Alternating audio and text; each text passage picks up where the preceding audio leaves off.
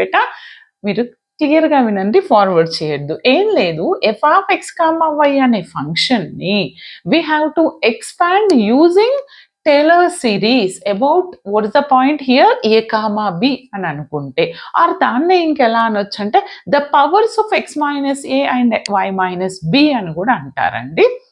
చాలా పెద్ద స్టేట్మెంట్ ఉంది, మీకు అర్థం కావడానికి సింపుల్గా ఈ 2 wordsలో నేను ఇచ్చాను. దీన్ని ఎలా రాస్తాము అని అంటే నేను చెప్తాను, మీరు ఎలా గుర్తుపెట్టుకోవాలో కూడా చెప్తాను.